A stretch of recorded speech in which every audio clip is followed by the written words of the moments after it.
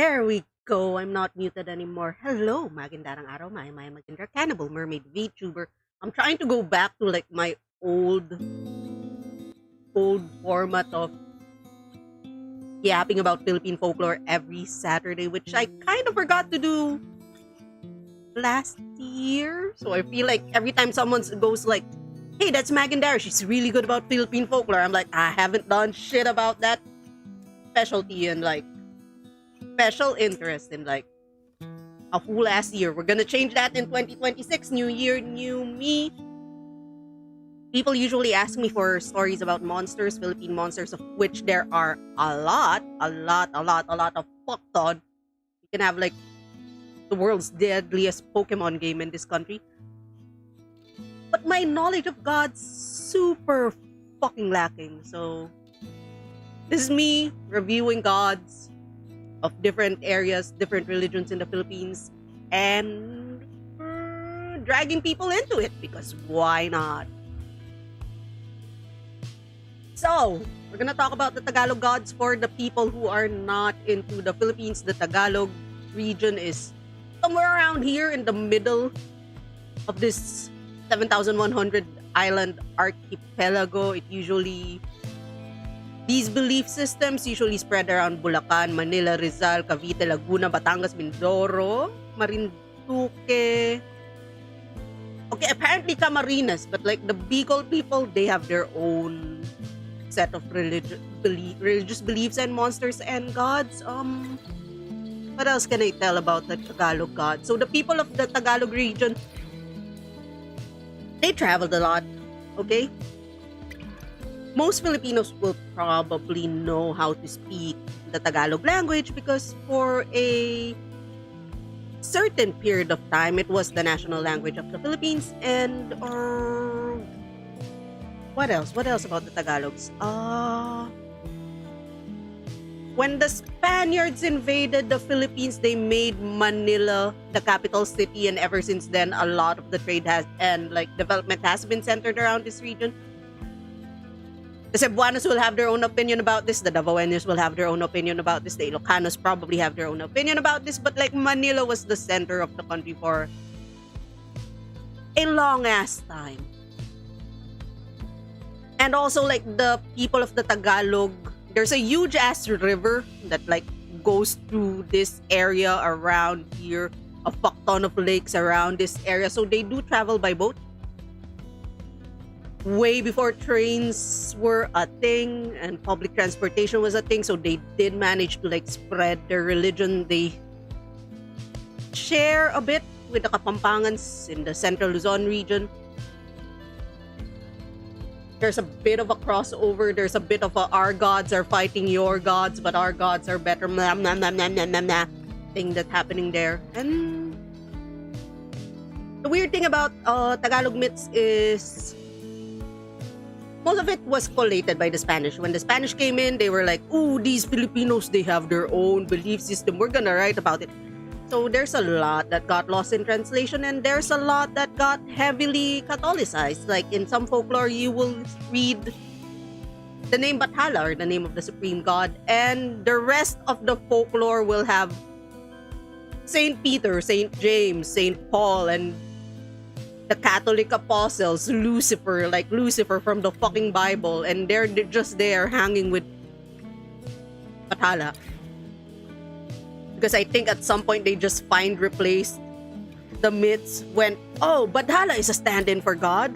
Oh, this God could probably be a stand-in for this Catholic saint, and we are not going there because that's a whole ass mess, and I just want to chill with my hyperfixations. So the Tagalog region of gods, there's two. Hello. Hi, Jod. I heard there's Tagalog lore class here. Yeah. Welcome. I'm gonna go over like the gods of Tagalog folklore, and then I'm gonna read some stories because I just collect a lot of folklore books. Welcome. Sit down and I don't know, chill, get some snacks. I don't know what you guys do during these streams. I had like way back when I started, there was one person who was like, "Magandara, I really like your streams. I fall asleep to it." Thank you. But yeah, yeah. So where was I? Oh man, I hope Super Giant Games does not nerf my music, man. So there are two realms basically in the Tagalog region for gods and whatever. There's Kaluwalhatian or the sky, that's where most of the gods live. And then we have Kasanaan, the underworld, which has its own much smaller set of gods. Okay, there's one god and four assistants, but like, what are we gonna do? The sky gods took everything.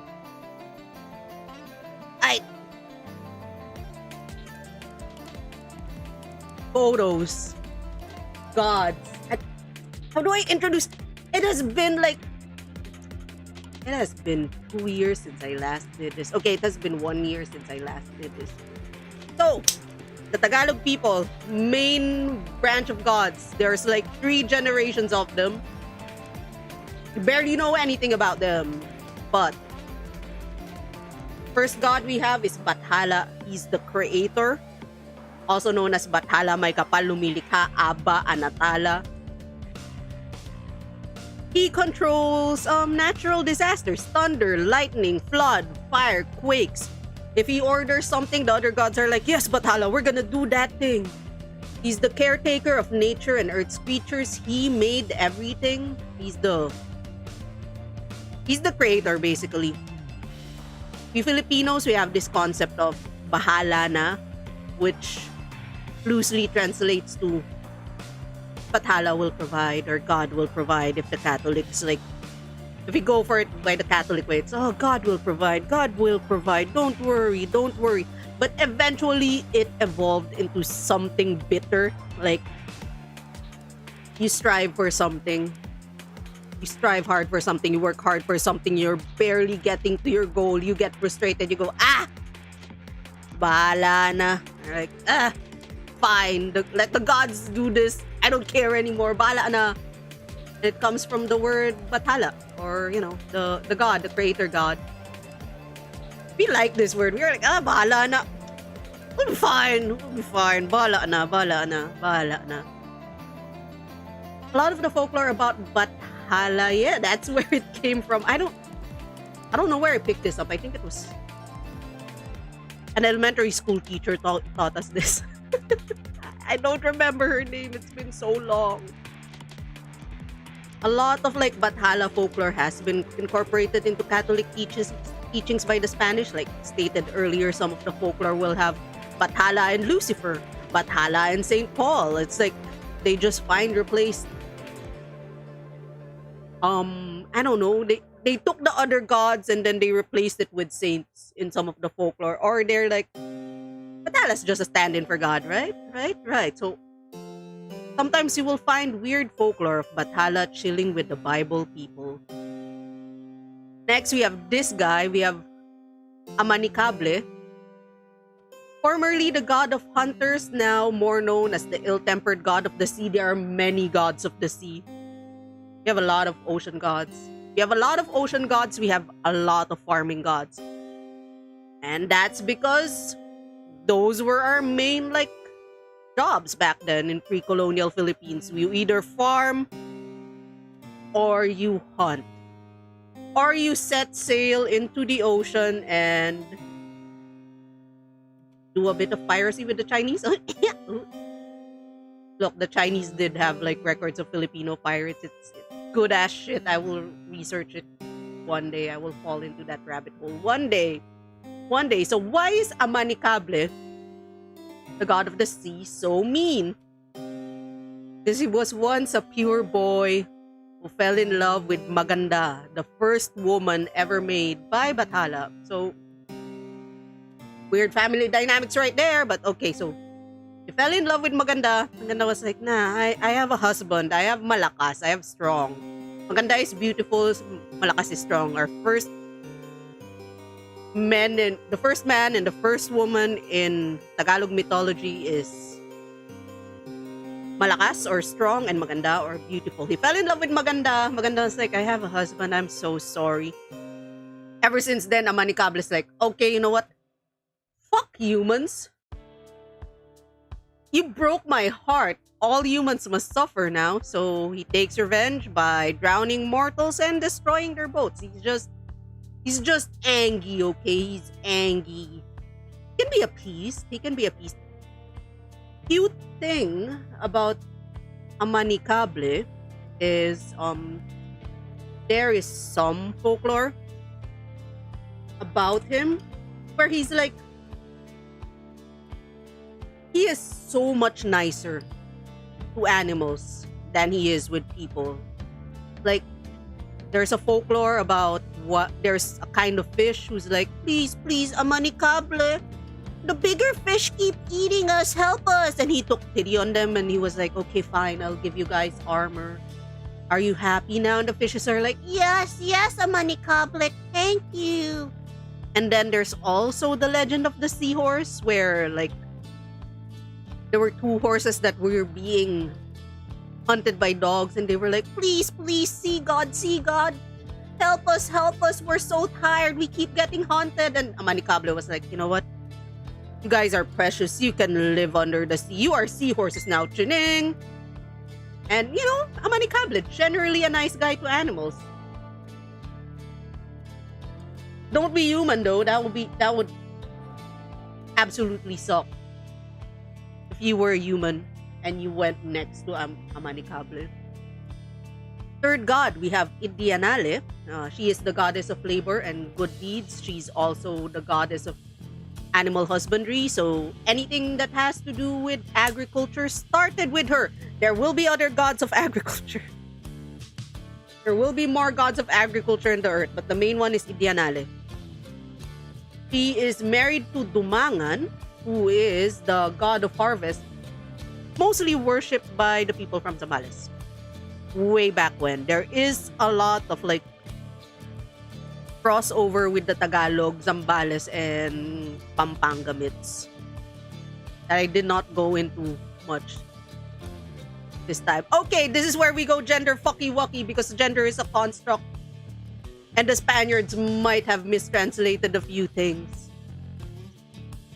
Next god, we have Ikapati, the goddess of cultivated land. So we have Idianale, the goddess of labor and good deeds, who eventually like taught people agriculture, and then this was carried over to Ikapati. He's the one who gave men agriculture. Okay, I lied about Idianale. There's a lot of crossover, okay? Ikapati gave men agriculture. She makes the fields. Is malakas and maganda isn't colonialism of the Adam and Eve story. There's like, they came from bamboo, right? Like, malakas and maganda came from bamboo and Adam and Eve was like, oh, I make this man of clay and then poop, ribs. We don't have the weird,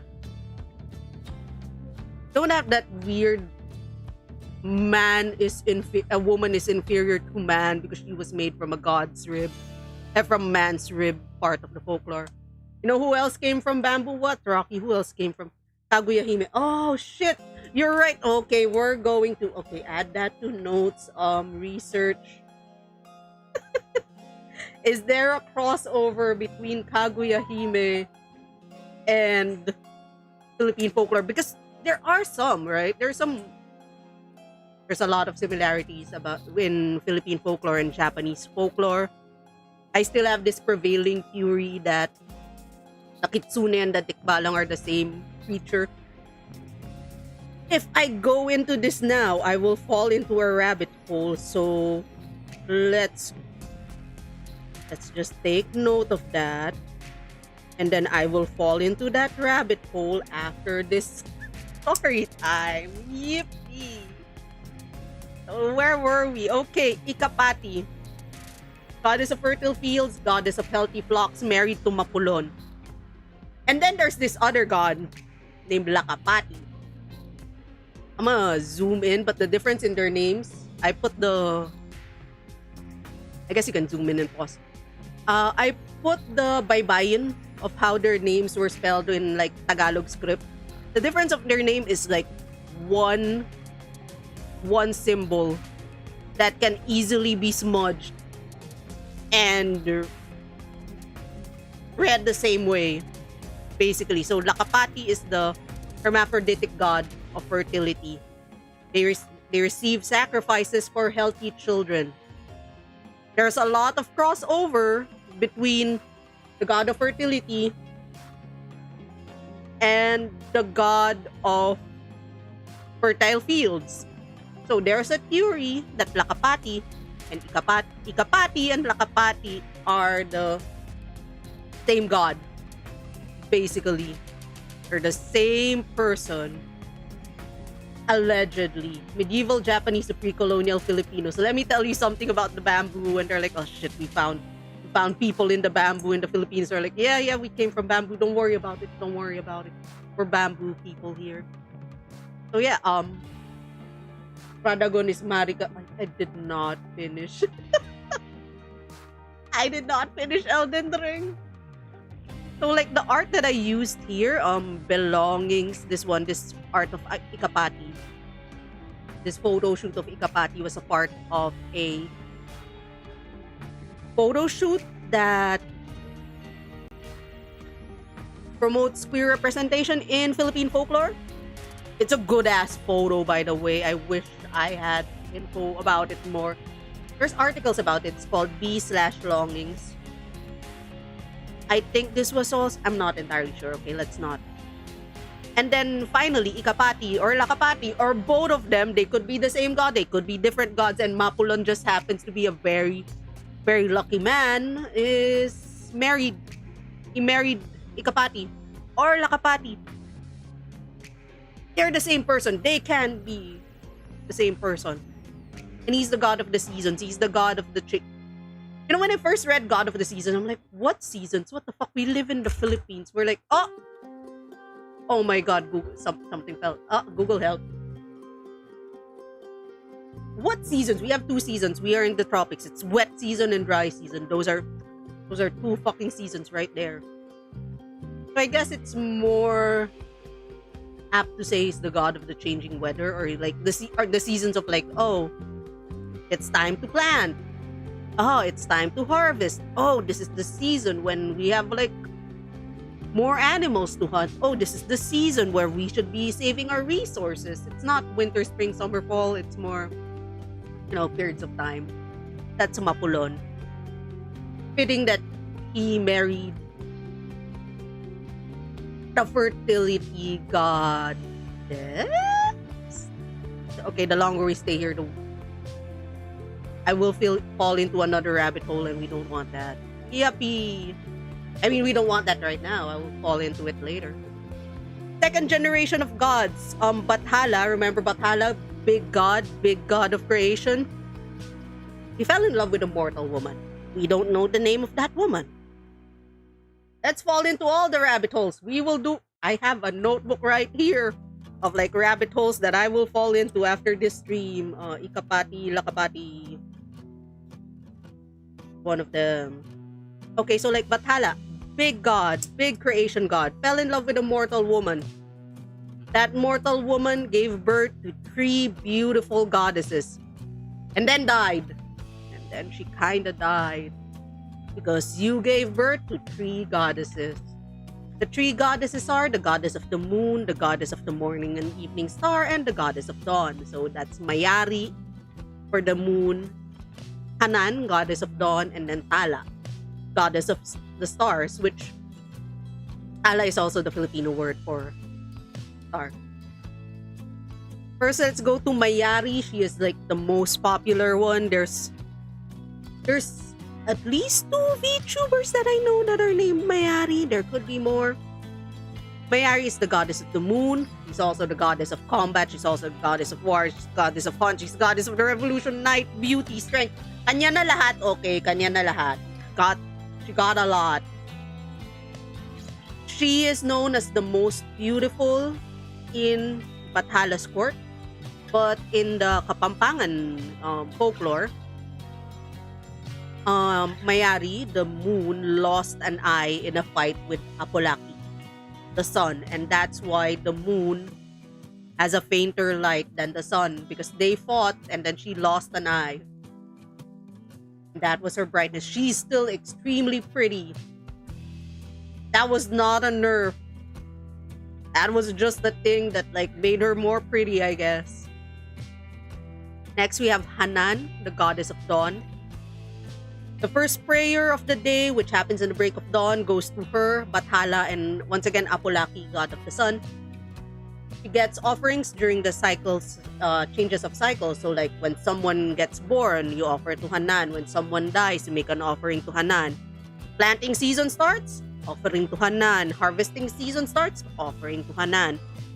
Her emblems, her symbols are the rooster because it crows at dawn, and the sun because the sun. And then we have Tala, the goddess of the morning and evening star. There are many origin stories about Tala because we're going for Tagalog folklore. Her origin story is she was Batala's daughter. You will find other folklore where she is the daughter of the sun and the moon. Not to be mistaken for Mayari and Apolaki, but yeah, there's just, you will see the name Goddess Tala everywhere, and there will be different reasons as to why she was, as to how she was made, how she was born. She uses like small spheres of light to guide lost people to where they have to go. And if this sounds familiar to Filipinos this sounds familiar to you because you dabble in Philippine folklore monsters. There's a theory that the San Telmo or Saint Elmo's fire is actually started as like Tala's guiding light. And then at some point, because the Spanish were like, oh, we must demonize everything that the Filipino natives believe in, they were like, don't follow that. Don't follow that. That will lead you astray. That will lead you to Satan. And that's how we ended up with the, oh my god, okay, I'm gonna research Hinotama. Let's go. Yeah, but like that's how we ended up with like the San Telmo, or like the great balls of fire is not something that you should be following. Yeah, also known as the Will-O-Wisp. If we go for, I think that's just like the Will-O-Wisp, San Telmo, Hinotama, there's just one in every region. It's like every culture will have a mermaid, every culture will have a giant, every culture will have a Will-O-Wisp. Yeah, you shouldn't follow in a lot of cultures. Yeah. I got into the folklore rabbit hole because of that. A friend was like, oh, every country has a mermaid, right? And every country has a Cinderella story. I was like, oh shit! Oh, why would you tell me this? New hyperfixation acquired. Now I'm here, yapping. More second generation gods. We have Dumakulem. He's the son of Idianale, the goddess of good deeds, and Dumangan, the Zambales god of harvest. He's strong, he is agile, he protects the mountains. He has a sister, Anitun Tabu. There's not a lot of stories about Anitun Tabu, and he's married to Anagola, we'll get to later. Anitun Tabu, goddess of the wind. He attack, he protect, he's precious. I don't know, every art that I find of like Dumakulam is like, oh, he just want to protect. Just want to protect the mountains with this huge ass axe. Anitun Tabu, I don't know much about her except for she's the goddess of the wind and the rain, and that makes her very, very fickle because do you live here? The wind and the rain, you could never predict when they're gonna happen. Like, you could kinda it's kind of cloudy right now. But as to the intensity of the wind and the rain, God knows. Who knows? And then Anagolay, I don't really see a lot of people like, oh my god, I'm gonna fall into a rabbit hole again. Okay, let's look at, do other cultures have a goddess of lost things? Because that is Anagolay. If you've lost something, it's probably with her. If it's meant to go back to you, she will send it back to you. Otherwise, her item now, yoink. She is the daughter of Ikapati, the goddess of fertility, and Mapulon, god of season. She takes all the socks from the dryers. Yeah, she has the special. She might have a special room for like missing socks. All of my ballpoint pens when I was in elementary and high school, I keep missing them. Coins. What else do people miss? You, I miss you. You're probably there without. Anagolay, who knows? That's her, goddess of lost things. She steals everybody's left shoe. Yes. I'm gonna snooze this ad. Why not? Third generation of gods. And then there's more. There's a lot more. The Tagalogs have a lot of gods.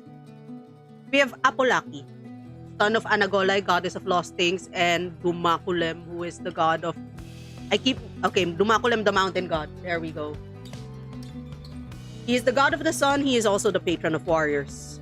In some versions of the folklore, he's actually the son of Bathala and brother to Mayari, in which they fought, and she ended up with one eye, but like, story for another time. But that's the Kapampangan version. Tagalog version, he's the son of goddess of lost things and the god of protecting the mountains, which does make sense, right? If you're the patron of war, then you understand the need to protect things and you understand the pain of loss. So you're just like, war. Ah, shit. And then we have Dian Masalanta, goddess of love, protection from natural disasters and childbirth, the youngest of all of the gods from Batala's pantheon. Also, sister to Apolaki, daughter of Anagolay and Dumakulim. Eventually, the belief in Dayan Masalanta turned into the belief in Maria Makiling, which is a goddess or a diwata that protects the mountains in Laguna, specifically Mount Makiling, which looks like, if you're really, really, really imaginative, actually we can Google that right now.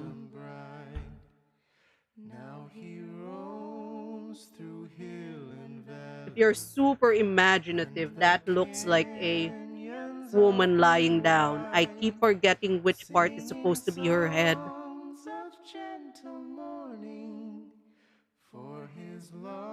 Okay, there we go. Someone was like, okay, this is the nose, this is the head, this is the hair. Oh, shit. Oh, shit. Oh, that's my Facebook. Okay.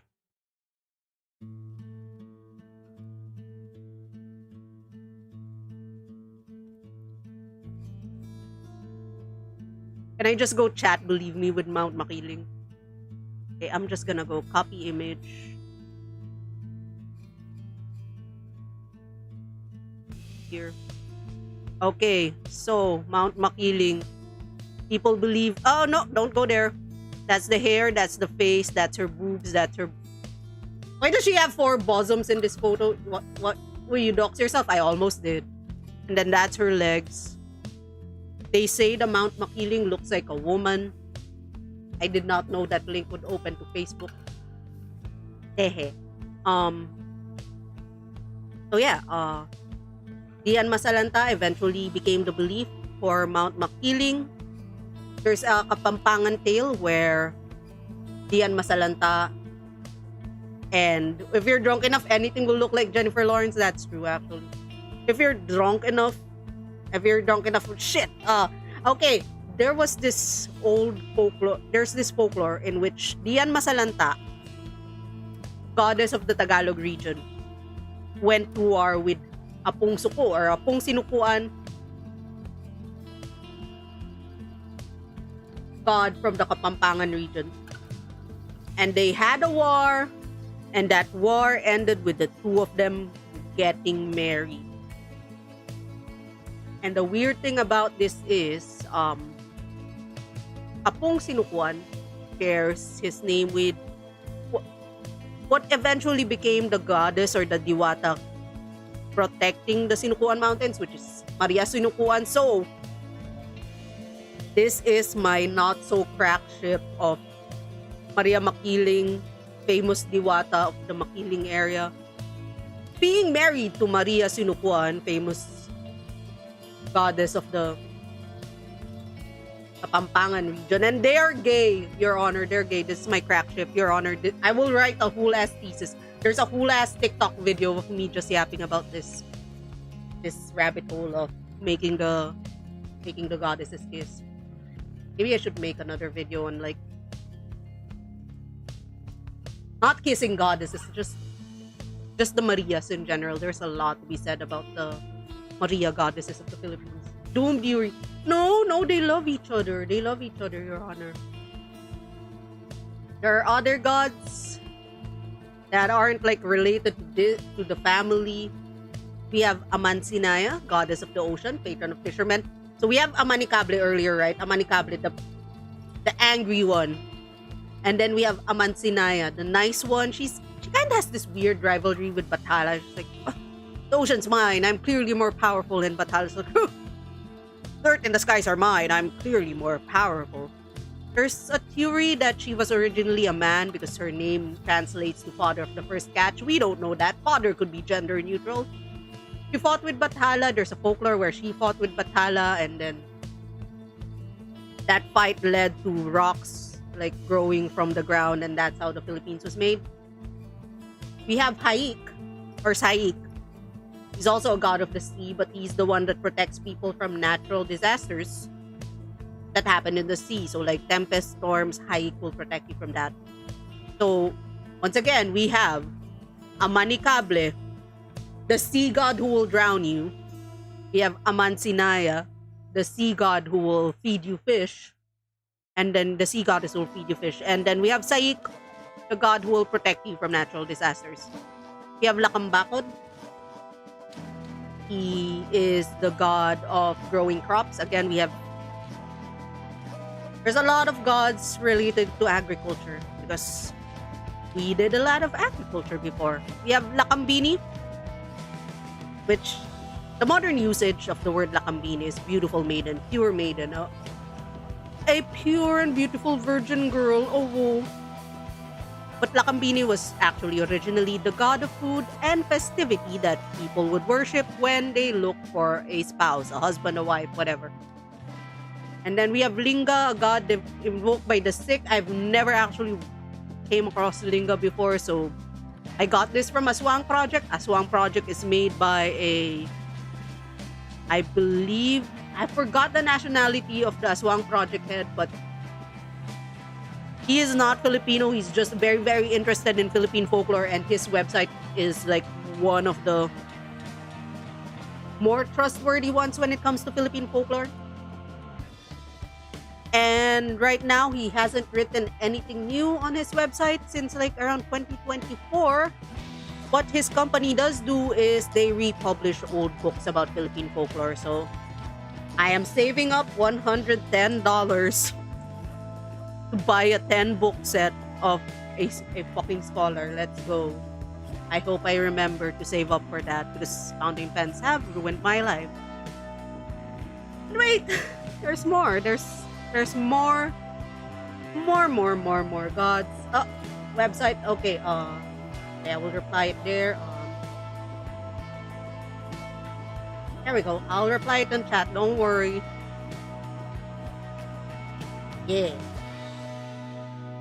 Don't worry about it. I got you. I got you with the references. I'll also put like my book references at the end of this presentation. It's there. Those books, I think they're available on Shopee. So like, if you're looking for books to buy about Philippine folklore, I got you. There are more gods of Philippine folklore. This entire set, I think they came from the Mindoro region. So we have Liwayway, the Dawn, Tag-ani, and again another goddess of harvest. Bighari, the goddess of flowers. Kidlat, lightning, hangin or amihan, the wind, araw, the sun. Everything is a god. Everything is a god. That's why we call. Oh my god, I should have researched about the Anito, right? I should have. Anyway, let's. They called me. No. Oh my god, where is this leading Rocky? Call me Kidlat. Because I'm always late and I'm a child. Why did I finish that? Oh. Okay, because of that, I'm gonna take a break. I'm gonna BRB for a while because I drank a lot of coffee before streaming. I'll be back and then we'll go for Underworld Gods. They're funny.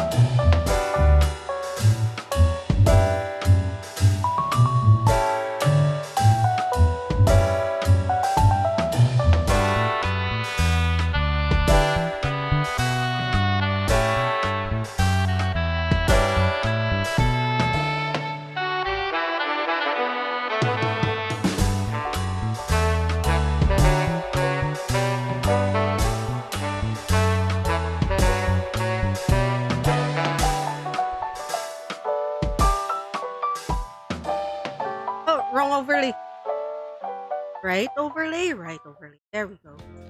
Yuppie.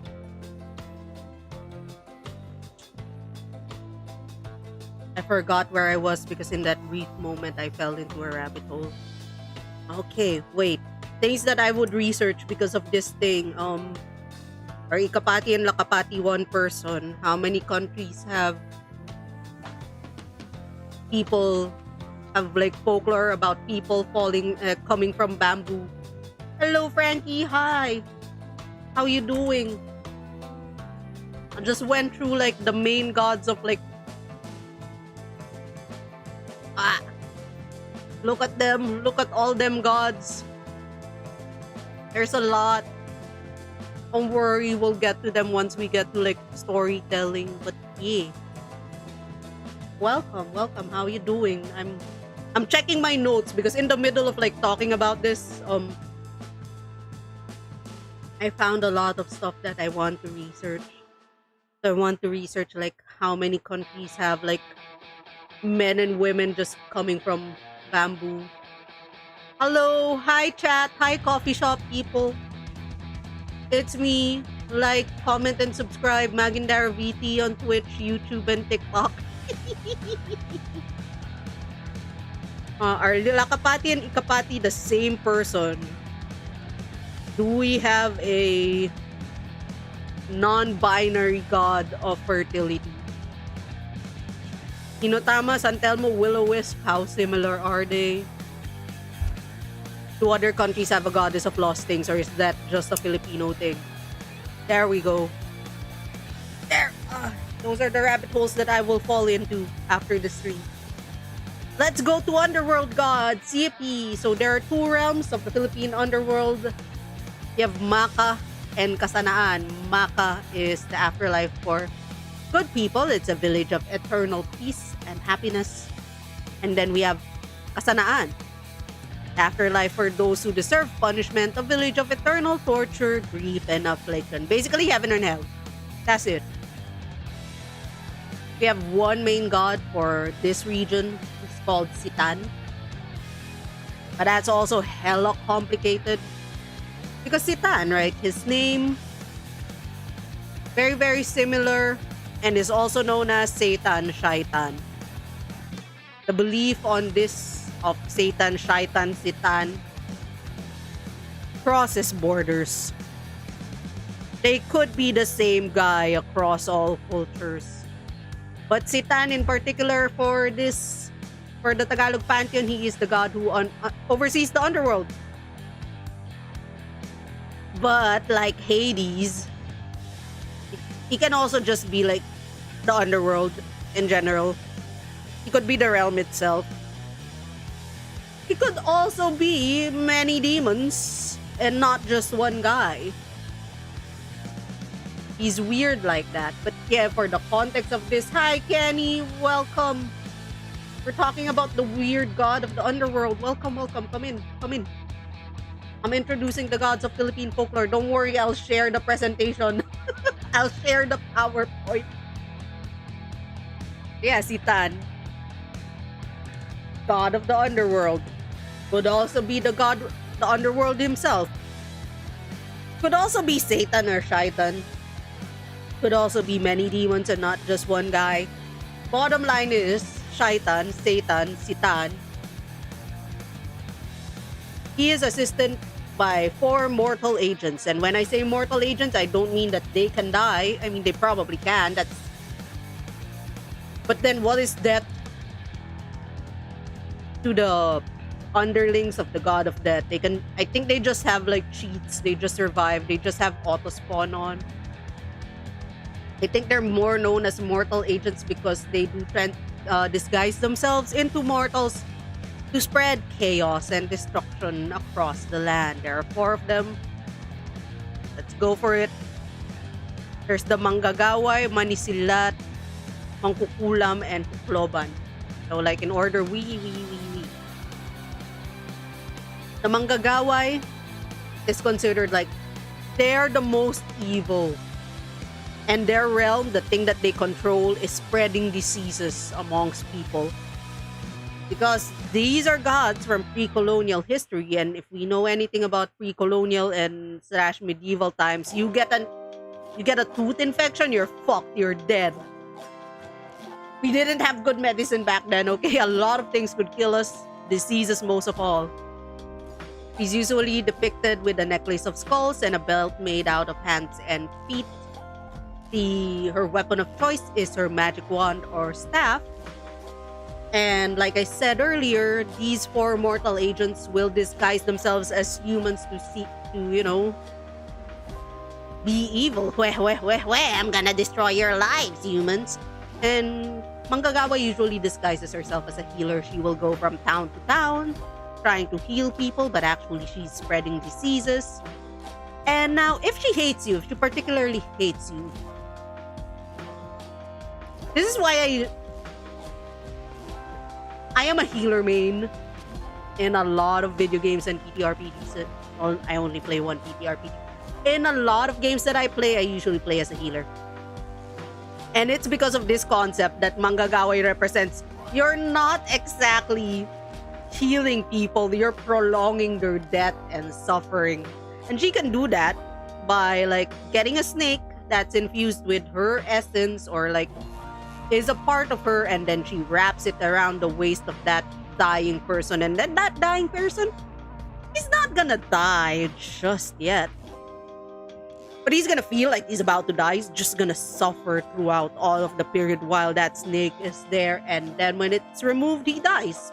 But, where's the fun on that? Prolong their suffering. You hate them. I love her. What is the one TTRPG you play? VTM, Vampire the Masquerade. I play Salubri, the weird healing clan with the 3 eyes and is perpetually breaching the masquerade. Next mortal agent. Yeah, kind of reminds you of snake symbols that represent medicine. Yeah, snakes usually represent medicine, right? In a lot of cultures, oh, I need to heal someone's snake. Okay, yeah. My favorite, well, she's not exactly my favorite. Manisilat is funny. I call her the number one hater. She's the number one hater. She's the goddess of broken homes. If relationships break up, she probably had a hand in it. She's at least happy with it. So she either disguises herself as a beautiful healer or a crone. She will come into someone's house and be spreading rumors or making lovers doubt each other. She's gonna turn them against each other. And then when one of them leaves the family home, she's so happy. She'll start dancing. I love her. She's the number one hater. She was made into this world. She is a part of this pantheon. Just to be a hater of happy couples. And then tempt them into doing bad things so they'll go to hell. I love her. She is the goddess of shit staring. Manisilat. Or Mansisilat in some spellings.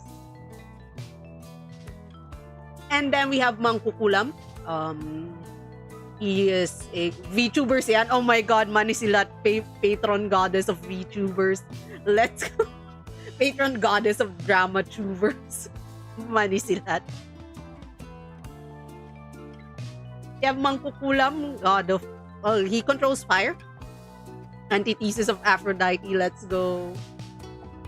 Well, we do have a goddess of love earlier. It's just, she's not as funny as the goddess of broken homes. We have Mangkukulam. Right now, the word Mangkukulam means witch. If you use it in general, Mangkukulam means witch. But there is a god known as Mangkukulam. He controls fire. He will light a fire during bad nights, bad weather. And his disguise of choice is either a priest or a doctor. What he does is, okay, so a lot of old houses, old Filipino houses, they will be on stilts or they will be a bit above ground. So the bottom of that house, usually mud, filth, the animals will probably be resting there. And so what Mangkukulam does, because he's a fucking gremlin, he will go under the house and then he will fucking light it on fire. Again, old Filipino houses, it's probably made of nipa. It's made nipa. It's fuck. I'm a weeb. Probably made of nipa. It's made of like coconut. It's made of bamboo. Highly flammable shit. He will do is he will go under your house and he will set it on fire. Yeah, no, it's just a gremlin. It's just a little troll committing arson. The shittiest part about this is, okay, your house is on fire. Obviously, your first instinct is to put out the fire. But if you put out the fire, you die. Put out the fire, you die. It's like, no escape. You activated my trap card. And then you die. You just die. There's no winning. It's either house is on fire or you die. I don't know what the purpose of that is. I don't know why he does what he does. He's gonna kill you either way. He's just being really convoluted about it. You don't want arson around here, nor doctors allowed. No doctors. He's gonna set your house on fire. Finally, we have Hukloban. If the first three, they have like specific forms that they want to take. Hukloban can transform into anything. If who was the most evil? Manggagawa is the most evil. Hukloban is the most powerful. Hukloban, she wants to kill you. Just raise your hand. You're dead. And then you're dead. She can kill, she can heal because, you know, two sides of the same coin. She wants to fuck with your house. She's not gonna set it on fire. She's just gonna say, oh, I hate your house. Your design. Ugly. Who designed this? Anyway, it's gonna be destroyed. If she wants to destroy a thing, she will destroy a thing. So maybe don't piss off people at random because you would never know which one of them is Hukloban. Goddess of VTubers though. That's it for like the pantheon of gods of the Tagalog folklore. I have a bunch of stories ready. I think I prepared like 1, 2, 3, 4, 5, 6 from the Book of Myths compiled and edited by Damiana Eugenio. And then there's a lot more on the internet that people have compiled. But like, I kind of want to stick to stories from books because I can easily say, this is academically real and it was not made up by people on the internet. So just to review our gods, our cast of gods, we have Bathala, supreme god. Amanicable, the god of the sea, but he's really, really bitter. He's like a fucking tsundere god of the sea. He likes animals, he hates people, he will drown people. Idianale, goddess of labor and good deeds. Ikapati, Lakapati, goddess of fertility, cultivated land. Mapulon, god of the seasons. Yeah, okay, fine. Amanicable is angry Pita. Pita? We have the 3 daughters of Bathala to a mortal woman. The Mayari the moon, Hanan the dawn, and Tala the sun, the star. Tumakulem, god of the mountains. Anitun Tabu, god of the wind and rain. Anagolay, goddess of lost things. Apolaki, god of the sun, but also the god of warriors. Dian Masalanta, goddess of love, protection, and childbirth, and also known as Maria Makiling, who I ship with Mariang Sinukuan. Hehe. We have Amansinaya, the goddess of the ocean, also patron of fishermen. Sai, god of the sea who protects. Lakambagod, god of crops while they're growing. Lakambini, god of food and festivity. Linga, god of healing, I guess. Hiwayway, the dawn. Tag-ani, the harvest. Bighari, the flowers. Kidlat, the lightning. Hangin, amihan, the wind. Araw, the sun. Sitan, the underworld. And then these fuckers right here. So as of now, as of this stream, I think I developed. I think I'm starting to like them. They seem funny. I want to make something out of this. I want to make something out of these 4. They seem funny. Like, where? Alright, let me just get some water and then let's go to story time. Story time! Where did I put my water? Ah, it's in the sink. Great.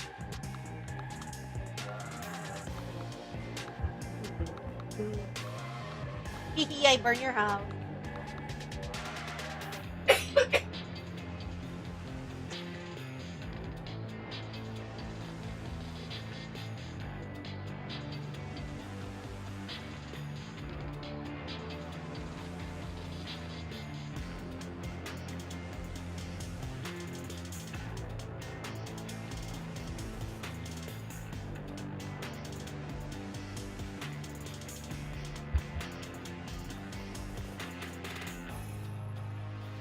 I love funny gremlin arson man. He's chill, just a mischievous little guy who commits arson. Just does mischievous little things like property damage and murder. But yeah, number one hater goddess, Manisilat, best girl. I wish there were stories about her. I don't have any.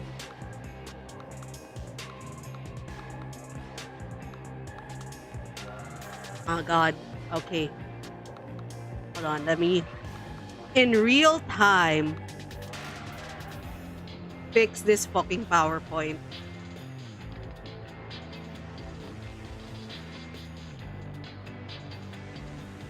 Don't worry about it.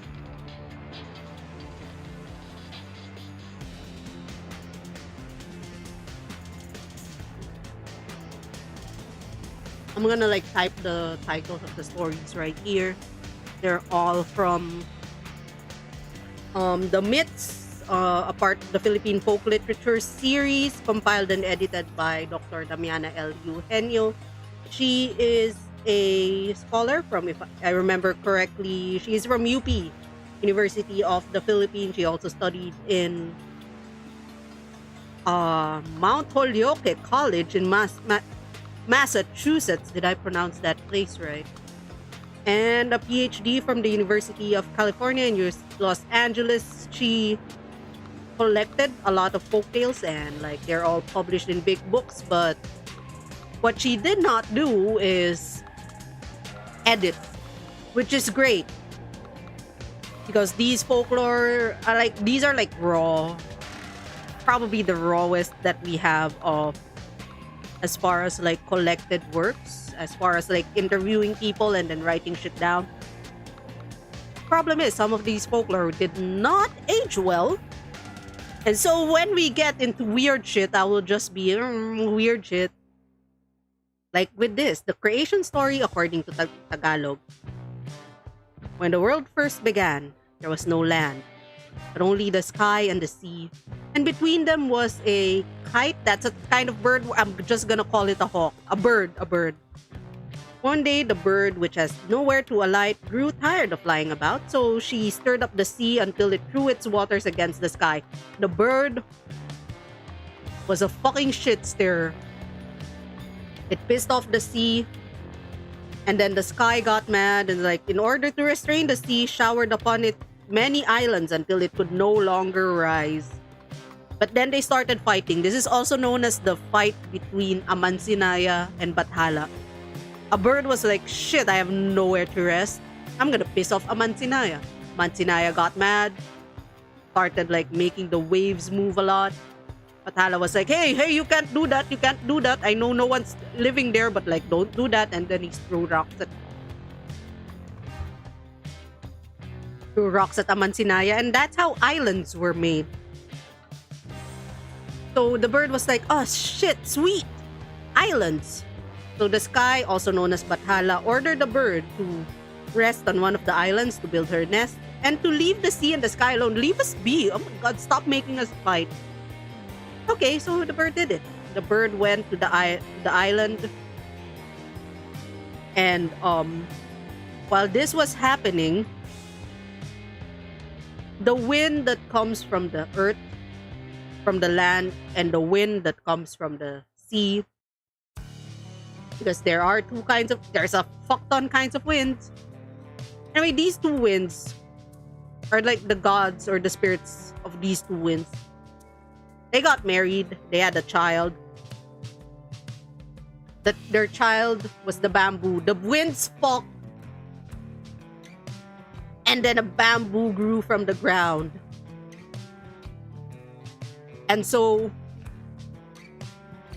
the bamboo then eventually fell into the water, floated on the water, and it just like the bird was flying around or the bird was chilling and the bamboo hit the bird's leg. Again, this bird, this gremlin fuck of a bird, got mad at the bamboo like, what? Why would you do that? Why would you hit my leg? So it pecked at the bamboo. Because that's what birds do apparently. It pecked at the bamboo split. From one half of the bamboo came the first man. He came already. I am a mature, scholarly person. So from one half of the bamboo emerged the first man, malakas or strong, and the other half of the bamboo emerged the first woman, maganda or beautiful. And so an earthquake happened because that's just how the gods send messages. Oh shit, something important happened. Earthquake. So all of the birds and the fish in the sea saw, oh my god, humans exist now.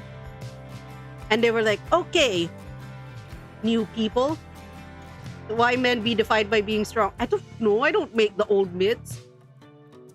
Anyway, the birds and the fish, they started shipping the first man and the first woman. They were like, you should get married and have kids. So they had a lot of kids. And from those kids came all of the different races of people, of which I will not elaborate because this is where shit gets weird and vaguely racist. Just know that like everyone came from malakas and maganda. Holy shit, wait. Okay. Oh god, this is a part of the myth. So like, malakas and maganda, they had a lot of kids. They had a lot of kids. And eventually, right, the parents grew very tired. I'm reading this verbatim. After a while, the parents grew very tired of having so many idle and useless children around. They wished to be rid of them, but they knew of no place to send them to. Time went on.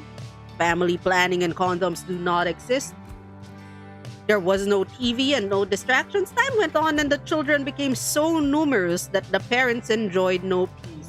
One day, in desperation, the father seized the stick and began beating them on all sides. Oh, children, stop appearing! Whack, whack, whack. They appear because of you. You're the parents. You keep making them. And so the frightened children fled into different directions, seeking hidden rooms in the house.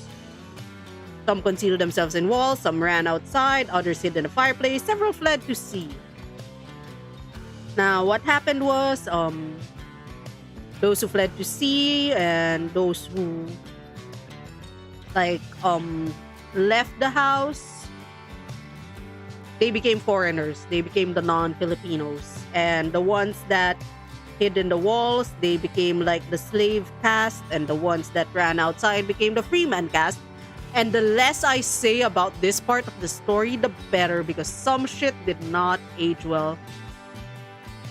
Off the books, like not a part of this book, there was also like, yeah. There's also this folklore that was a part of my elementary school Filipino class textbook about like how humans were made.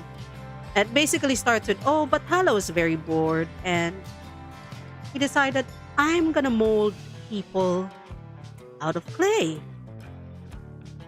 So he molded people out of clay. But the first batch, I think he left in the kiln for too long, so it became really, the skin became too dark. And the next batch, he left in the kiln for too early. He stopped cooking it super early, and they became the really pale people. And then the Filipinos are the best because Bathala cooked us just right, and that was a part of like my elementary education. And now that I'm older, I'm like, yo, what the fuck? What the fuck? This is racist. What the hell? What is this racism in my elementary school book? Can we stop talking about this? Yeah, that's folklore. A lot of these did not age well. I'm trying to select the ones that vaguely. Yeah, right, right. That was in elementary, right? That was. I did not hallucinate that story, right? We were golden brown. That's right. We were just the right amount of crispy. We are the best chicken nuggets. Oh no. I don't know. Oh, there's an ad break. It ends in 1 minute and 11 seconds. All right, all right. We're all gonna sit for 1 minute, 11 seconds about the shit that they taught us in elementary. Batala's 7 secret herbs and spices. It was racist to all use involved. Yeah, it was. Even to us, I'm like, because like, I'm Filipino, but I am not. Like, I was not cooked right, is what I'm gonna say. There's a lot of like, especially like, there was a period of time. Just drank water. There was a period of time where like, I think it extends up to now, that the belief is to be Filipino, you have to be tan, your nose has to be like round, your eyes have to be big, and your hair has to be like long and straight, and that's the ideal Filipino beauty. And if you're none of those, ew, you're not Filipino enough. But also, if you are Filipino enough, you're like not as pretty, because we also like Filipino beauty politics is weird and outdated, and beauty comes in all shapes, sizes, hues, colors, whatever. It's just, I'm just talking about folklore. It was in there. It's embedded in there. It's weird. It's weird. Right, next story, so we can stop talking about like the weird creation stories. I think there was a children's book about it even. I hope that children's book is like discontinued at this point, because I do remember that story having photos. Next, let's go to the story of the sun and the moon, but this isn't Tagalog. This is more, like I said, we have a lot of crossover with myths and legends from the Pampanga region, which is just, a bit north of the Tagalog region. Yes, we are golden brown fried chicken. Oh god, I want fried chicken after this. Okay, after this, I'm gonna order KFC. in honor of Batala's 7 herbs and spices. But yeah, let's talk about the legend of the sun and the moon, because this is like the most popular story about Mayari and Apolaki. So like Mayari and Apolaki in the Tagalog pantheon are not siblings. Mayari is the daughter of Bathala. Apolaki is the daughter. Apolaki is the son of the god of protecting the mountains and the goddess of lost things. So, but in the Pampanga region, Mayari and Apolaki, the moon and the sun, are children of Bathala. So this is how it went. Long ago, the earth was created and ruled by Bathala. He had 2 children, Apolaki the sun and Mayari the moon. From the eyes of these children, the earth received its first light. The people, the birds of the air, the animals of the mountains, and even the fishes of the sea were glad because they had light. And so, they were great friends of the 2 children. Bathala loved his children tenderly and never wanted them to be separated from him. So, no matter how tired he was, he always followed them in their daily walks. That seems creepy, Dad. But as time went on, Bathala became old and feeble. And that's a concept that we have in our gods. They get old and no longer keep up with his active son and daughter. He asked them to stay with him at all times, but they were so absorbed in their pleasures that they paid no heed to their father's wishes. One day, he became sick and died suddenly. Okay, Bathala's dead in this tale, without leaving any written will as to the disposition of his kingdom. The gods are having a succession fight. Now, Apolaki wanted to rule the earth without giving any power to his sister Mayari. He refused this because, brother, what the fuck do you mean you're not giving me power? And so they fought with bamboo clubs, day in, day night, day out, the siblings fought. At last, Mayari had one of her eyes put out. Apolaki stabbed it with a fucking bamboo club. When Apolaki saw what he had done to his sister, he felt very, very sorry for her and said that they shouldn't struggle no longer, but they should exercise equal power on Earth, only at different times. Since then, Apolaki, who is now called the Sun, there's lyrics in the song that okay. Apolaki, who became known as the Sun, had ruled the Earth during the day, and from his eyes we received bright light. Mayari, who is called the Moon, ruled the world at night. Her light, however, is fainter than her brother's because he poked one of her eyes out. The end. Yippee. That's why we have the Sun and we have the Moon, and that's also like one of the variants of Tagalog folklore from the Kapampangans. And I want fried chicken. I want fried chicken, but now I also want chicken skewers because Apolaki skewered his sister's eye out. The bamboo club. Hold on, when did the bamboo club be fucking sharp? With a wooden club, never mind. It's like how they say, like, how do you kill an aswang? How do you kill a vampire? With a wooden stake. You know what you can also kill with a wooden stake? Every fucking other creature in Earth. How do you kill a werewolf? With the silver bullet. You know what would also die if you shoot it with a silver bullet? Most things would die. It's like, you're not special. Everyone will die from that. Just bring silver bullets and like bamboo wooden stakes with you at all times, and you will be safe from everything and anything, probably. And maybe holy water, except Wolverine. Wolverine will never die. Wolverine is immortal. Unless we're playing Marvel Rivals, then fuck Wolverine. I will trap him in my invisible woman's balls. And she has balls. She has... What was the name of that? I don't know the abilities of my characters in Marvel Rivals. I just call them balls and shields and spirit thingies. I'm gonna play Rivals after this. Okay, after this, fried chicken, Marvel Rivals. There we go. Balls of sucking. That's right. Did you see like the latest skin for Invis, by the way? Like the latest Battle Pass skin? She has... It's a big JoJo's Bizarre Adventure reference, and that's why I'm still playing the game. Okay, next story. The origin of the rainbow. AKA never be late. God will hate you. So the origin of the rainbow, according to Tagalog people, specifically, I think this is a story from Mindoro. A long, long time ago, people prayed to Bathala and offered him gifts, for they believed that he was God and the source of all graces. One day, Bathala thought of making a journey to the earth. He said to himself, "The people on earth have been so good to me. I would like to make them happy. I would like to have a world tour." So Bathala commanded his messenger to call all of his children to heaven. Family reunion before I go to earth. He wanted to see them before he went down to earth. First, the daughters came. They were such lovely maidens, and among them was Tala. So there's more. Among them were Tala, the morning star, Liwayway the dawn, Tag-ani, the goddess of harvest. A loud noise and a blinding blaze accompanied the arrival of his sons Kidlat, the lightning, Hangin, the wind, and Araw, the sun. All the other sons came hurrying. They knew that when Bathala called, they should lose no time in coming.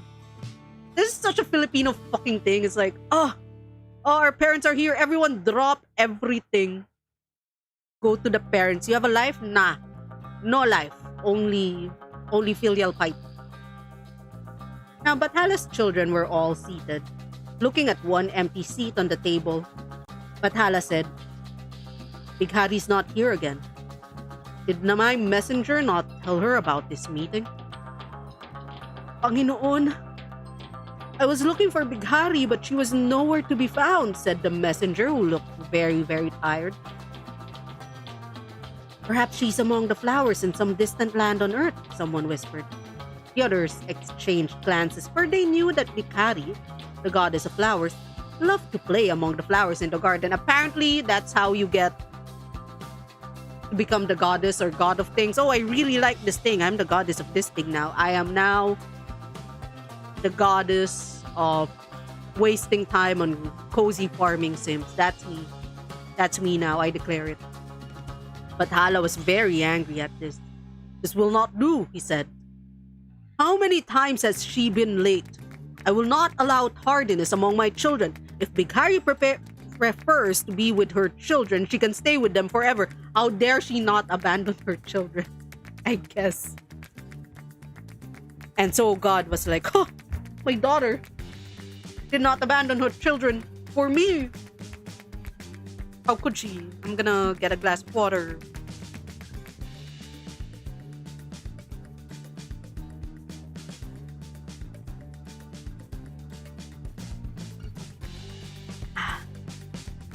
His children were afraid. They looked at one another in silence. After a brief pause, Bathala continued. From now on, Bighari will remain forever where she is right now and live there alone. Bathala's children were saddened by those angry words. They loved their beautiful and kind sister Bighari. But no one could protest Bathala's decision to exile Bighari from his heavenly kingdom. At that very moment, Bighari was having a delightful time amongst the flowers in a faraway garden on earth. La la la la la. I'm flowering. I'm playing with the flowers. She was probably living her best Barbie princess life, her best Disney princess life. And all of a sudden, you just can't go home anymore. When it was time for her to return to her heavenly home, she could not find her way out. She was worried about her father. When the messenger came to tell her of Bathala's anger, she sobbed and said, I'm not sorry to lose my place in the heavenly kingdom. I grieve because I have offended my father. The messenger was very sorry for her, but there was nothing he could do. So the flower garden on earth became Bighari's home. The flowers bloomed all the more and gave forth beautiful colors never seen before. Everybody around was so delighted. The people who were living nearby saw that the gardens grew lovelier every day. Soon, Bighari had many friends. They came to see the flowers and to admire her beauty. The people loved Bighari more and more. One day, someone suggested, hey, let's build up... Okay, let me just Google this word. I am not good with words.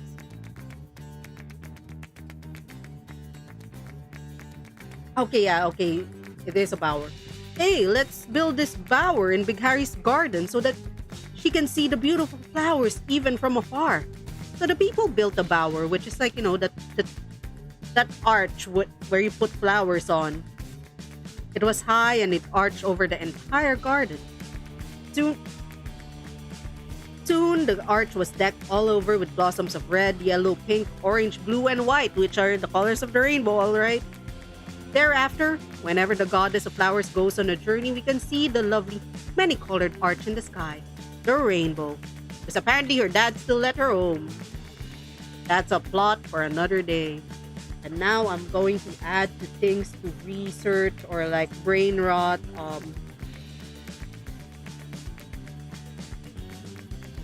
Bighari as Lilith. BTS. Oh no! My brain rot research file is growing. Yeah, the moral story of the origin of the rainbow. Don't be late. Your dad will exile you from your house and you will... I don't know, the people will love you and give you a better house. I don't see how that was a loss. She was just like, oh, I'm so sad for my dad. Anyway, I live here now. Hold on, let me just do a brief read of this one in case it gets racist.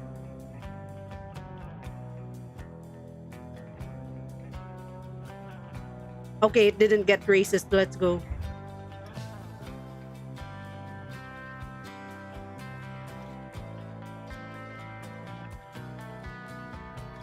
I have to do a quick racism check for these stories. Like, does it get weird? Does it get weird? It doesn't. I think I have like 3 more stories left. Also, my phone is losing its battery. Let me just get the power bank, which is around here. There we go.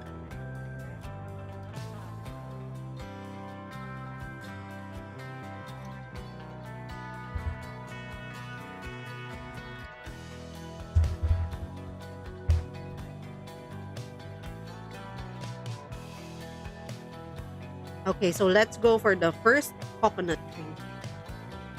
There were three gods, and we're gonna introduce two new gods. There were three gods, Bathala, Ulilang Kaluluwa, or like the poor, the grounded soul, and Galang Kaluluwa, or the exalted soul. Bathala, a very large giant, ruled the earth. Ulilang Kaluluwa, a very large snake, ruled the clouds. And Galang Kaluluwa, a winged head, just a head with wings, wandered from place to place. That sounds like a biblically accurate angel right there. In fact, each of these gods thought that he was the only living being on the universe. The earth back then was composed of hard rocks. There were no seas, no oceans, no plants, no animals. It was a very lonely place. Bathala, its true inhabitant, had often wanted to have some companions, but he wondered how he could provide these companions with food, drink, and shelter when there was nothing on the earth but fucking rocks. What was true of Bathala was also true of Ulilang Kaluluwa. In his kingdom, Ulilang Kaluluwa, again a great serpent, saw nothing but white clouds. His solitary condition led him to visit other places. He often came down to the earth and enjoyed himself climbing up high mountains and entering deep caves. As he was at the top of a very high hill one day, he saw someone sitting on the large stones down below. He was greatly amazed, and it was a very long time before he could speak. At last he said, "Sir, tell me who you are." "I am Bathala, the ruler of the universe," answered the god. Ulilang Kaluluwa was filled with anger when he heard these words. He approached Bathala and said, "If you declare yourself to be the ruler of all things, I challenge you to a combat." And so a struggle took place. And after the fighting had gone on for about 3 hours, 3 hours? Is barely a shonen battle. Ulilang Kaluluwa was slain. Bathala buried his body near his house. Not many years after this event, Galang Kaluluwa, the wandering god, happened to find Bathala's house. Bathala received him and treated him kindly. Thus, they lived together for many, many years as true friends. They were roommates. Unfortunately, Galang Kaluluwa became sick. Bathala did not sleep day and night to take care of his friend. When Galang Kaluluwa was about to die, he called Bathala and said, "Okay, did Bathala just like kill everyone, or just like, I am the supreme god because the other two gods died and one of them died by my hand? Okay, good shit, Bathala." When Galang Kaluluwa was about to die, he called Bathala and said, "You were very kind to me, and I have nothing to repay your kindness with. But if you will do what I tell you, that's what I would do. You would just kill everyone and be the supreme god." "Yep." "I will tell you, there is a way where I can benefit you. You once told me that you had planned to create creatures of the same appearance as you, in order that you may have subjects and companions, and that you had not been successful because you did not know how you could supply them with all of the necessary things. Now, when I die, bury my body in Ulilang Kaluluwa's grave. From this grave will appear the very thing that will satisfy you." Oh my god, you're gonna make the rock na rock. Let's go. Bathala did what Galang Kaluluwa told him, and Galang Kaluluwa's promise was fulfilled. From the grave grew a plant whose nut contained water and meat. Bathala was very anxious to examine the different parts of the tree, because he had never seen such a thing before. He took a nut and husked it. He found that its inner skin was hard and the nut itself resembled the head of his friend, Galang Kaluluwa. It had 2 eyes, a flat nose, and a round mouth. The first coconut was a monstrosity. Bathala then looked at the tree itself and discovered that the leaves were really the wings of Galang Kaluluwa, and its trunk and body, his enemy, Ulilang Kaluluwa. Bathala was now free to carry out his plan. He created the first man and the first woman. He built a house for them. The roof and the walls were made of the leaves of the coconut, and the posts were made of the coconut tree trunks. Thus, this couple lived happily under the coconut palm for many years, until the whole world was crowded with their children because the first humans had no fucking chill. made a lot of kids. These children still use the coconut for food and clothing, the leaves for making mats, hats, and brooms, and the fiber for rope and other things, because that's like a crucial part of Filipino, like prehistory, Filipino culture. We use the coconut for everything. Our houses, coconuts. Our roof, coconuts. Our clothes, coconuts. Our food, coconuts. Our alcohol, also coconuts. Fuck yeah. We the way we fermented tuba was ported over because Spain colonized us, right? And the Philippines was a colony of Spain during the same time when Mexico was a colony of Spain. The Spaniards were like, shit, these Filipinos, they knew how to make good shit with coconuts. They knew how to make alcohol with coconuts. So they brought the technology on how we fermented coconuts. Introduced it to Spain, introduced it to Mexico. Mexico was like, bet we can do this better. Puts agave on the very same thing that's supposed to be used to make coconut wine. And that's how we ended up with tequila. So like, you're welcome, Mexico. Last two stories and then I can order my KFC. Yuppie, KFC. Why are we ordering KFC? Oh, right, because the 7 herbs and spices that made men crispy fry. Last two stories are about Bathala fighting demons. We're gonna talk about how the monkeys were created and how I wish KFC does KFC not deliver in where you are? KFC delivers here. I could just order Food Panda. It's too cold to go outside. It's still winter for you guys. Right. Seasons are a thing. Meanwhile, I have the air conditioning on because it's like 31 degrees outside right now. Okay, let's go for the creation of monkeys.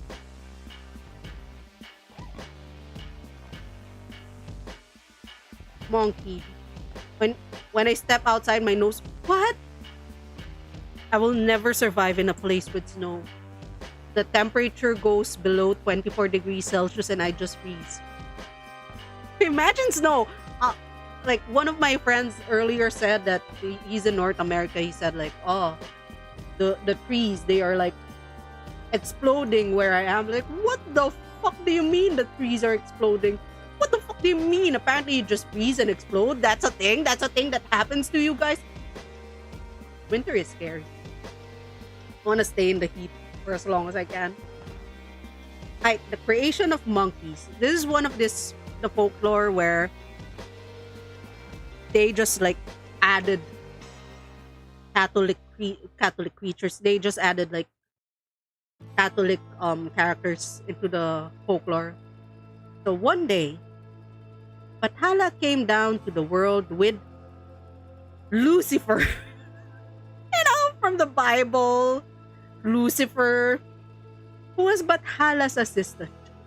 I feel like they just replaced. There was a god that was supposed to be here. There was an old Tagalog god that's supposed to be here, and they just like, oh yeah, no, it's Lucifer now. Yeah, Lucifer from Shin Megami Tensei, that guy. Just add Lucifer in here. Why not? He found out that the world was large and beautiful, so he thought that it would be good to create men to inhabit it. On his way, he found a piece of bamboo which he cut into halves.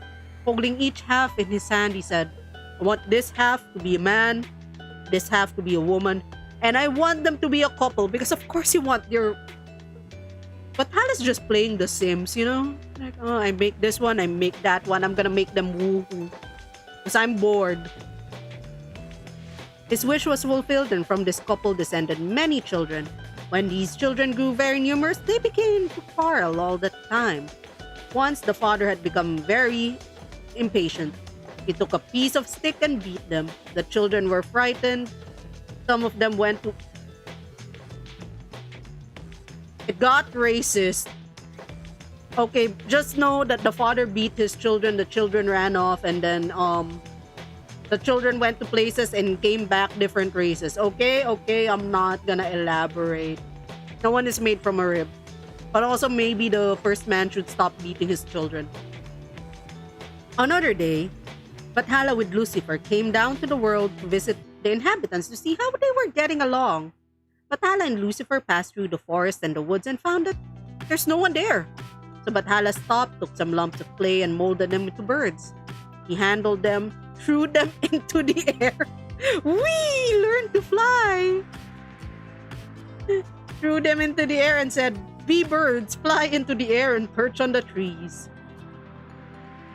When Lucifer saw Bathala's power of creating, he became jealous of him and said to himself that sooner or later he would also create something. Then they walked and walked, but unfortunately they could not find nothing. They could find nothing, for the people at that time were too few in number for the large area of the world. And Bathala and his assistant were tired and thirsty from walking quite a long distance in the desert.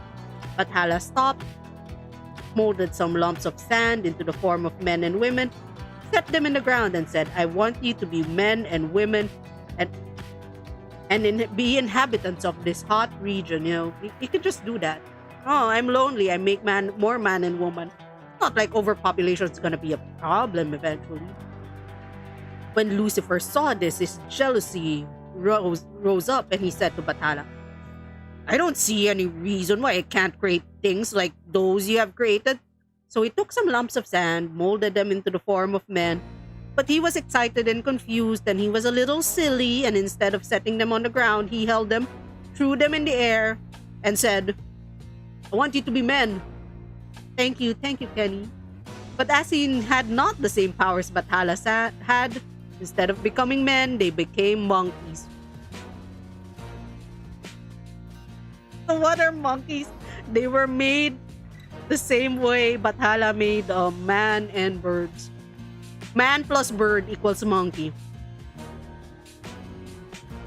When Bathala learned that Lucifer was jealous of him, he became very angry and punished Lucifer for his wickedness by making him a servant. "I thought he was already your assistant. Okay, you are demoted." But still, Lucifer tries to tempt people and destroy all the things that all the effects of Bathala's good creations. Okay, so like Lucifer made a monkey he made monkey.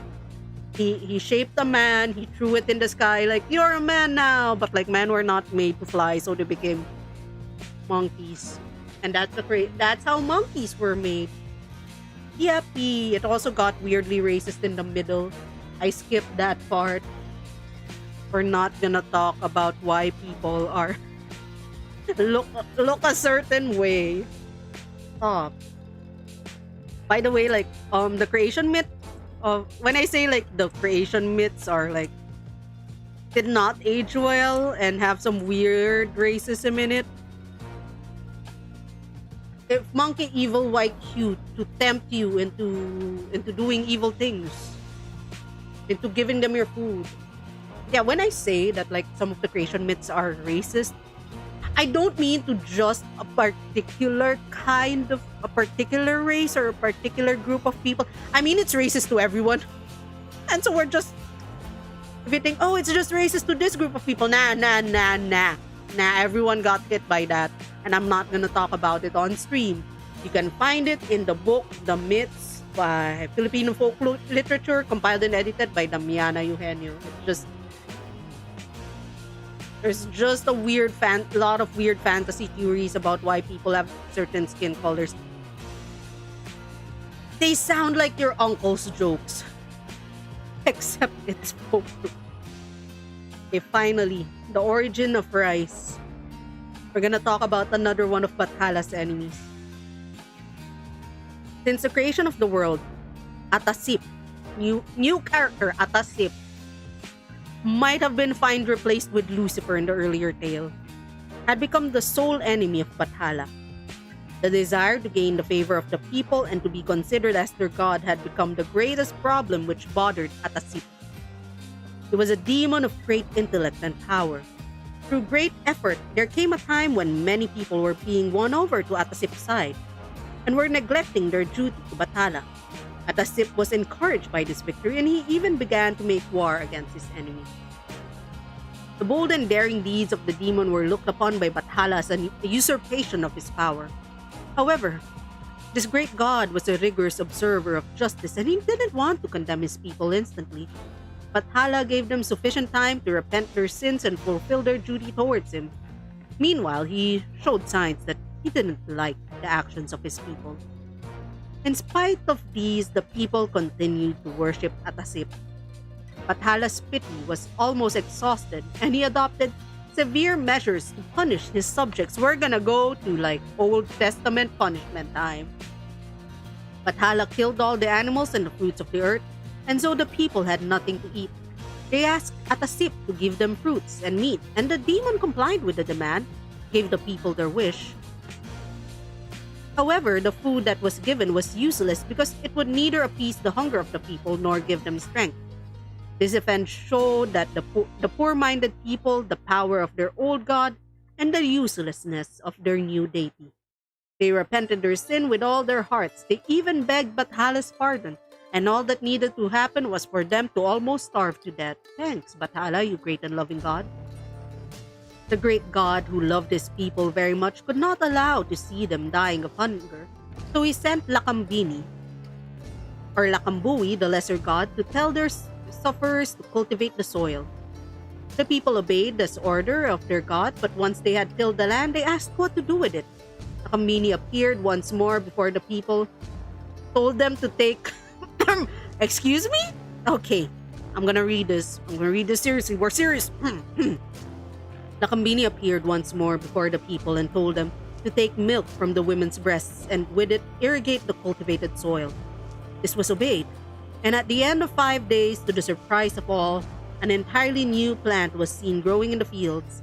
At the end of 4 months, the grain of plant, which was called rice, matured and the people ate it as food. So there you have it, folks. Rice. It came from the buba. Afterwards, Bathala restored the old order of things, and so nature became fruitful again. The people thanked their gods and they remained faithful to him because they almost starved the last time they did it. Townspeople, gather our women. Women, take your tits out and milk them on the ground. Yeah, just folklore things, just funny folklore things. That's it for folklore from Tagalog mythology involving the Tagalog gods, mostly Bathala. Thank you very much. I used Frankie's art. So for references, we have the website Aswang Project. We have a visual guide to Philippine folklore by Damiano Eugenio. Wait, the visual guide to Philippine folklore is actually from Vibal Publishing. Philippine folk literature, the myths is Damiano Eugenio. Mga nilalang na kagila-gilalas is, it's Tagalog though, mga nilalang. It is by Edgar Samar, also the same guy who wrote the young adult fantasy series called Janus Silang, in which this young man, like, he has a lot of adventures with monsters from Philippine folklore. I did try reading it before. I believe it started with a lot of people dying in a net shop because they couldn't stop playing video games, and you know what? Kaka-computer mo yan. It started with people dying because of kaka-computer, and if that ain't Filipino, I don't know what is. So yeah, these are most of my sources. Aswang Project is a website that's usually it's a website by a guy named Jordan Clark. He's a foreigner who went to the Philippines and started like collating a lot of Philippine folklore from various sources. A lot of the books that he has hard to find, so I just like kind of have to trust him on this.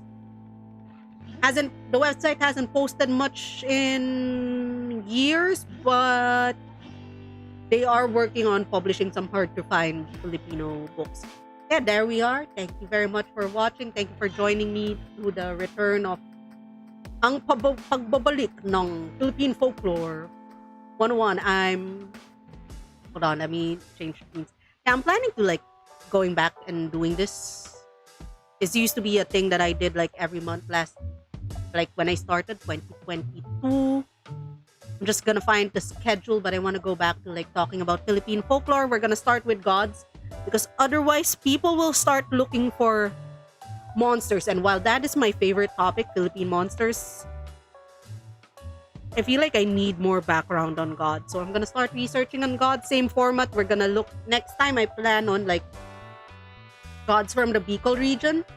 And then after that, gods from the Visayas region. And then I kind of want to segue to celestial eaters because that's also like a very fascinating part of Philippine folklore is we have a lot of like tales about giant creatures that just ate the moon or the sun for whatever reason they want to have. Thank you very much, Kenny. I'm glad you enjoyed it.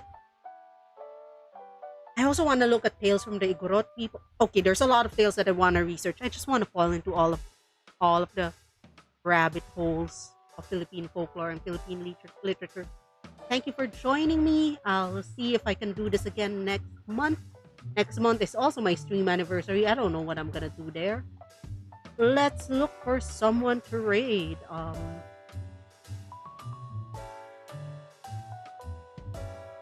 We make a funny raid message. Yeah, let's go. Philippine folklore raid. I'm gonna go for the fish because I like the fish. And let's raid out. Yay! Thank you, Kenny. Let's raid out someone who's playing. Where do we wanna go? Where do we wanna go?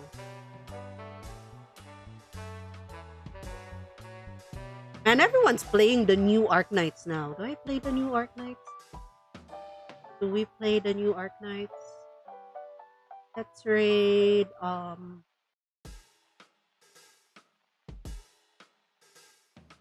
Toodles. We're gonna look for someone to raid. I'm looking for someone who isn't playing everyone's playing Arknights. Okay,